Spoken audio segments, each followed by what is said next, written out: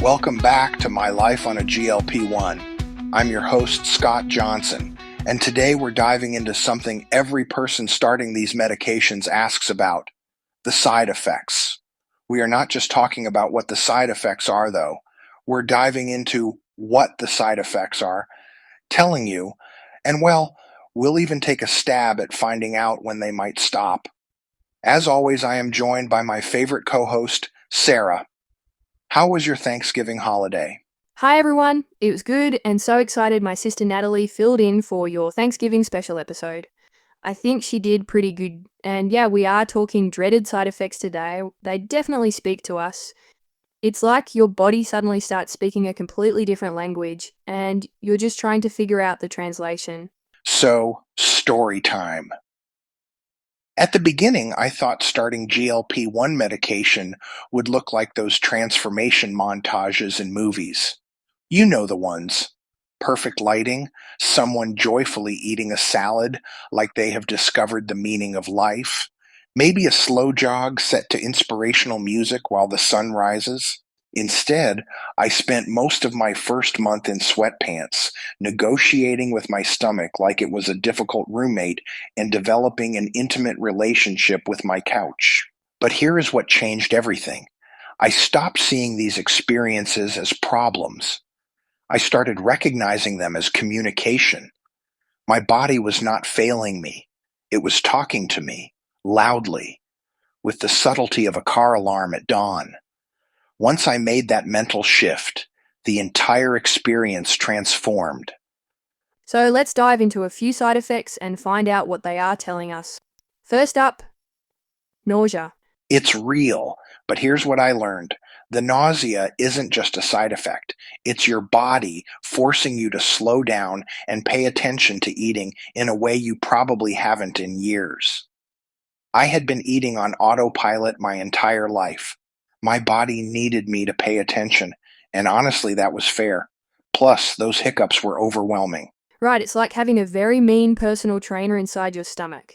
But what about the appetite suppression? Some say it is a perk, but it really is a genuine side effect. Experiencing it is honestly surreal. For the first time in maybe decades, you're not constantly thinking about your next meal.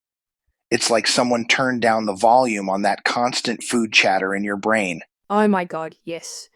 The food chatter. I didn't even realize how loud it was until it got quiet. Hunger is not the same as habit. I had been confusing the two for most of my adult life. My habits had been making decisions for me, disguised as biological need. I was not actually hungry at 3 p.m. every day. I was bored, or stressed, or just accustomed to having a snack at that time. The GLP1 medication stripped away the disguise and showed me the difference. So let's talk about the fatigue that so many experience, even after being on this medication for a while. Ah, yes.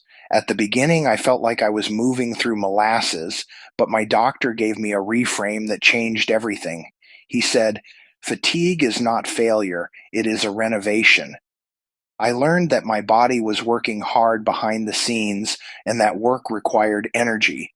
I clearly was not fueling my body to support that energy. Body renovation, I love that.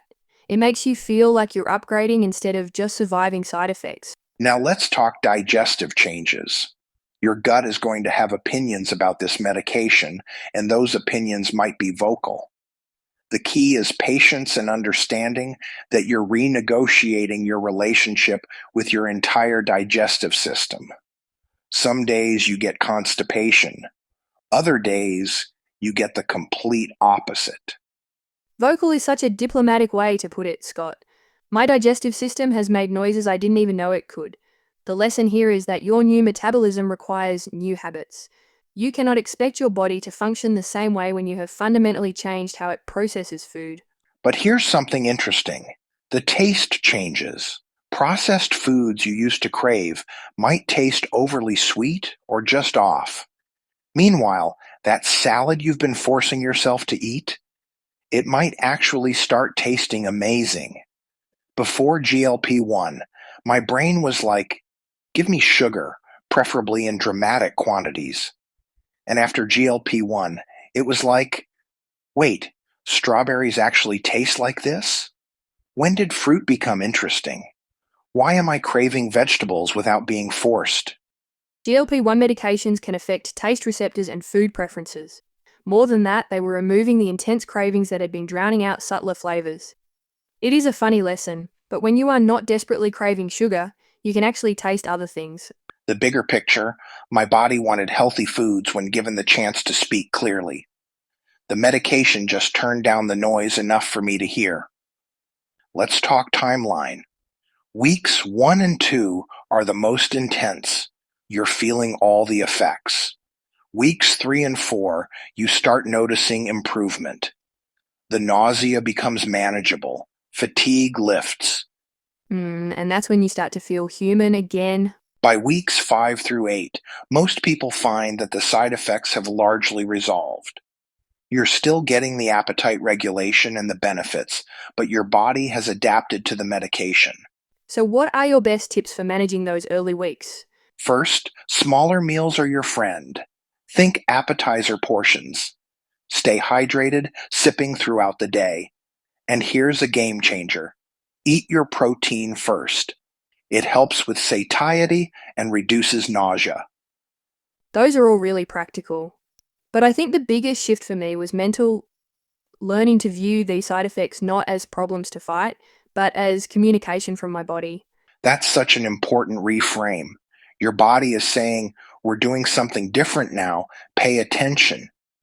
The nausea when you eat too fast? Slow down. The early satiety? I'm good with this amount of food. It's like finally having a conversation with your body instead of just ignoring what it's trying to tell you. Here's what I want everyone to remember. These medications are incredible tools. They give you the runway. They quiet the food noise, help with cravings, make portion control feel natural. But you still have to fly the plane. The medication creates conditions for success, but the daily choices and habit changes, that's still on you. That's such a perfect analogy, Scott. The runway metaphor really captures it. You've got this amazing opportunity to take off, but you're still the pilot. So if you're in those early weeks feeling overwhelmed, remember this is temporary and normal. Not everything goes away, but the things that remain are actually the helpful parts. Feeling satisfied with reasonable portions. You do not need to eat until you feel uncomfortably full. You can stop when satisfied. Less food noise. The constant mental chatter about food, about your next meal, about what you are allowed to eat, it quiets down significantly. Distance from cravings. When cravings do appear, they are manageable, not overwhelming, not all-consuming. Better blood sugar stability.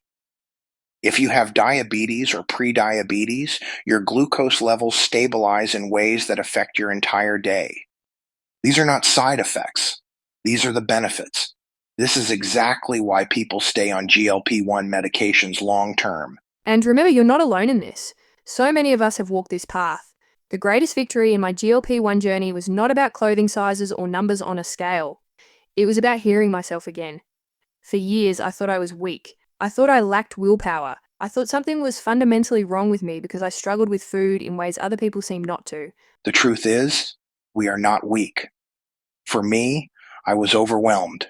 My hunger hormones were not functioning properly. Those satiety signals were broken. My blood sugar was creating a cycle I could not break through willpower alone. GLP-1 medication gave me tools to address the actual biological issues.